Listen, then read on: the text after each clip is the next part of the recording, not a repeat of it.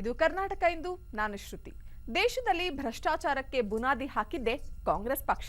ಅಲ್ಲದೆ ರಾಜ್ಯ ಬಿಜೆಪಿ ಸರ್ಕಾರದಲ್ಲಿ ಆಗಿರುವ ಎಲ್ಲ ಭ್ರಷ್ಟಾಚಾರ ಅಕ್ರಮಗಳಿಗೆ ಕೇಂದ್ರದ ಯುಪಿಎ ಸರ್ಕಾರದ ಬೆಂಬಲ ನೀಡಿದೆ ಅಂತ ಮಾಜಿ ಸಿಎಂ ಎಚ್.ಡಿ. ಕುಮಾರಸ್ವಾಮಿ ಆರೋಪಿಸಿದ್ರು. ಅವರು ಚಿಕ್ಕಮಗಳೂರಿನಲ್ಲಿ ಜೆಡಿಎಸ್ ಪಕ್ಷದ ಅಭ್ಯರ್ಥಿ ಪರ ಪ್ರಚಾರ ನಡೆಸಿ ಮಾತನಾಡಿದ್ರು. ರಾಜ್ಯದಲ್ಲಿ ಅಡಿಕೆ ಬೆಳೆಗಾರರು ಸಾಕಷ್ಟು ಸಮಸ್ಯೆ ಎದುರಿಸ್ತಾ ಇದ್ರು, ಸರ್ಕಾರ ಮಾತ್ರ ಸ್ಪಂದಿಸಿಲ್ಲ. ಆದರೆ ಈ ಬಾರಿ ಜೆಡಿಎಸ್ ಅಧಿಕಾರಕ್ಕೆ ಬರಲಿದ್ದು ಅಡಿಕೆ ಬೆಳೆಗಾರರು ಮತ್ತು ಚಿಕ್ಕಮಗಳೂರು ಜಿಲ್ಲೆಯ ಸಮಸ್ಯೆಗಳಿಗೆ ಶಾಶ್ವತ ಪರಿಹಾರ ಕಲ್ಪಿಸುವುದಾಗಿ ಎಚ್ಡಿಕೆ ಭರವಸೆ ನೀಡಿದರು.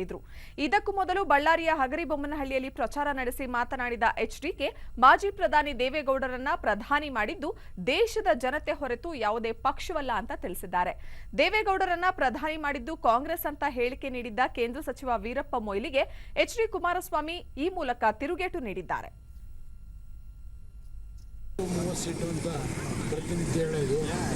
ನಿನ್ನೆ ಕರ್ನಾಟಕದ ಇನ್ನೊಬ್ಬ ಮಹಾನ್ ನಾಯಕರು ವೀರಪ್ಪ ಮೊಯ್ಲಿ ಹೇಳಿರೋದನ್ನು ನೋಡಿದ್ದಾರೆ. 14 ಸೀಟ್ ತಗೋತಾರೆ. ಹೋದ ಸಲ 28 ಇತ್ತು, ಈ ಬಾರಿ 14 ಸೀಟ್ ತಗೋತಾರೆ ಅಂತ ಹೇಳಿ ವೀರಪ್ಪ ಮೊಯ್ಲಿ ಅವರ ದುಡಿಮೆ ಏನು ಅನ್ನೋದು ಗೊತ್ತಿದೆ ನನಗೆ.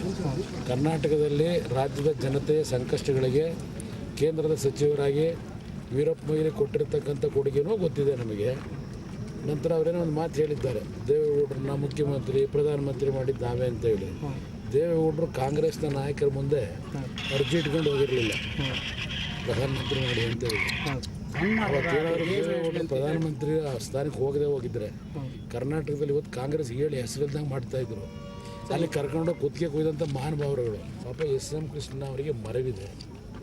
ಅವರಿಗೆ ಇತ್ತೀಚಿನ ದಿನಗಳಲ್ಲಿ ಕೇಂದ್ರದ ಸಚಿವರಾಗಿ ವಿದೇಶಗಳಲ್ಲಿ ಸುತ್ತಾಡಿ ಕರ್ನಾಟಕ ರಾಜ್ಯದ ರಾಜಕಾರಣದ ಬಗ್ಗೆ ಈಗ ಸಮಗ್ರ ಚಿತ್ರಣ ಅವರ ಮುಂದೆ ಇಲ್ಲ.